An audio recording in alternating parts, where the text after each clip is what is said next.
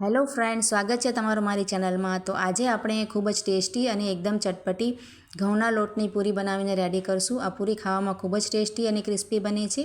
આ રીતે બનાવીને તમે પહેલેથી રાખીને બાળકોને લંચ બોક્સમાં પણ આપી શકો છો।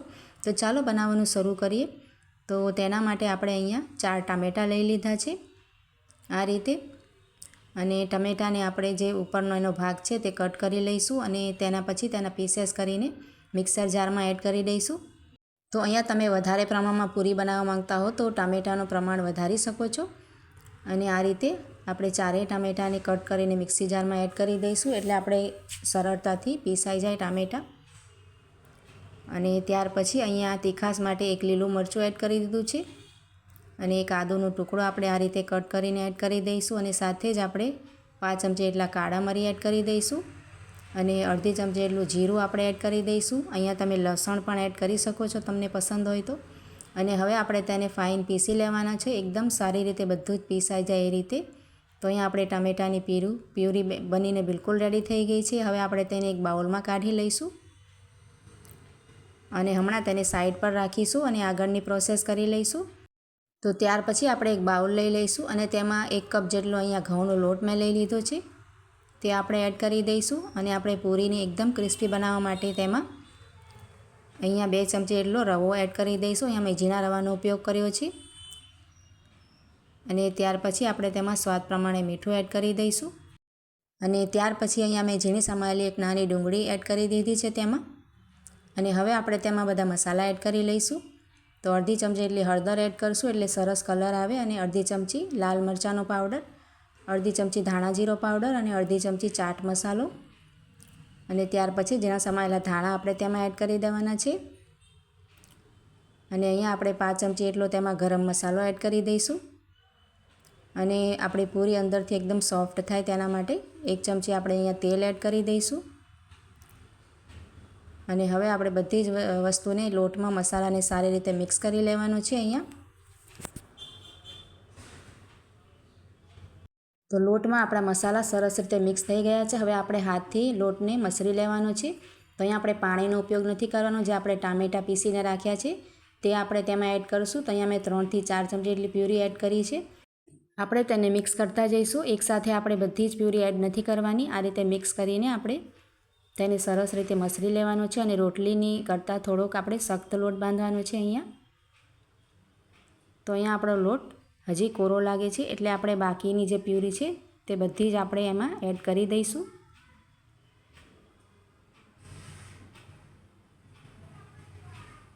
તો અહીંયા મેં બધી જ પ્યુરી એડ કરી દીધી છે, અને હવે આપણે તેને સરસ રીતે મસળીને રેડી કરી લઈશું।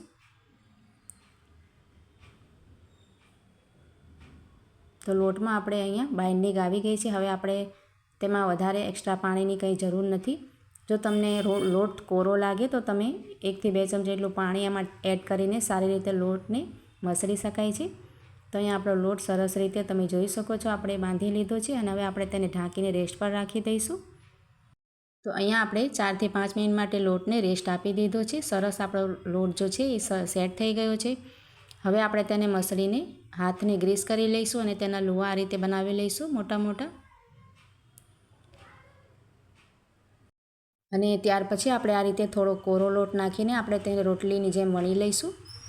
તો અહીંયા તમે નાની નાની પૂરીઓ પણ વણી શકો છો, પણ આપણે એકસાથે જ વધારે પૂરીઓ રેડી થઈ જાય એટલા માટે તેની મોટી આપણે રોટલી વણી લઈશું।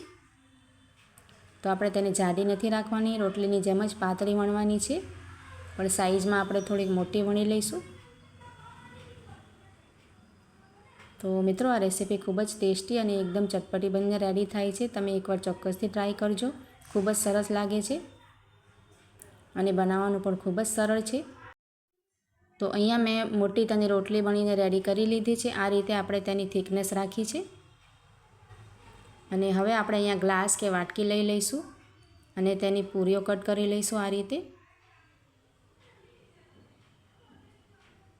તો અહીંયા તમે નાની કે મોટી તમારા પસંદની સાઇઝની પૂરીઓ રેડી કરી શકો છો। તો આ રીતે આપણે બધી જ પૂરીઓ રેડી કરી લઈશું, અને જે બાકીની સાઈડ છે તેને બીજી પૂરી જ્યારે વણશું એમાં એડ કરી દઈશું। તો આ પૂરીઓને આપણે સ્ટોર કરીને પણ રાખી શકાય છે, 8 થી 1 અઠવાડિયા સુધી ખાઈ શકાય છે. તો ક્યારેક બાળકોને આપવા માટે સવારે કંઈ ના હોય તો આ રીતે આપણે તેને ટિફિન બોક્સમાં આપી શકાય છે. તો તમે આ રેસિપીને ચોક્કસથી ટ્રાય કરજો. તો અહીંયા પૂરીઓ આપણે રેડી કરીને આ રીતે પ્લેટમાં લઈ લઈશું અને આ જ રીતે આપણે અહીંયા બધી જ પૂરીઓ રેડી કરી લીધી છે. હવે આપણે તેને ફ્રાય કરી લેવાની છે.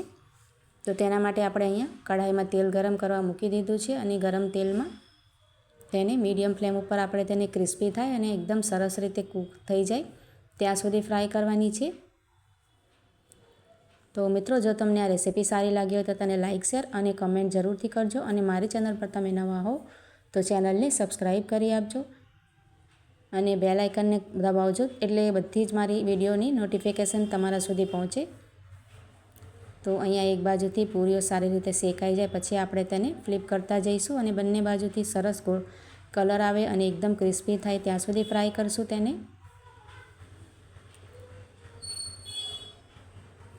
તો આ રીતે આપણે એકદમ સરસ કલર આવી ગયો છે પૂરીઓમાં. હવે આપણે તેને પ્લેટમાં લઈ લઈશું. તો અહીંયા આપણે આ રીતે ફૂલેલી બનાવી હોય પૂરીને તો એક પૂરી પણ આ રીતે આપણે તળીને રેડી કરી શકાય છે.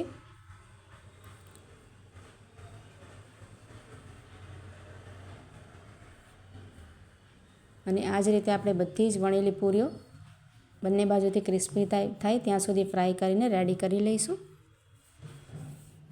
તો ખૂબ જ ટેસ્ટી અને એકદમ ચટપટી પૂરી આપણી બિલકુલ રેડી થઈ ગઈ છે. અહીંયા આ જ રીતે મેં બધી જ પૂરીઓને રેડી કરી લીધી છે. તમે જોઈ શકો છો ખૂબ જ ટેસ્ટી અને એકદમ તેની લુકિંગ પણ ખૂબ જ સરસ આવે છે અને ખાવામાં તો ખૂબ જ ટેસ્ટી લાગે છે. આ પૂરીની સાથે ચટણી કે અથાણું પણ ખૂબ જ ટેસ્ટી લાગે છે. તો તમે આ રેસિપીને એકવાર ચોક્કસથી ટ્રાય કરજો અને તમારા ફ્રેન્ડ્સ ફેમિલી સાથે પણ શેર કરજો અને કમેન્ટમાં જઈને જરૂરથી કહેજો કે તમને મારી રેસિપીસ કેવી લાગે છે. તો ચાલો મળીએ નવા વિડીયોમાં.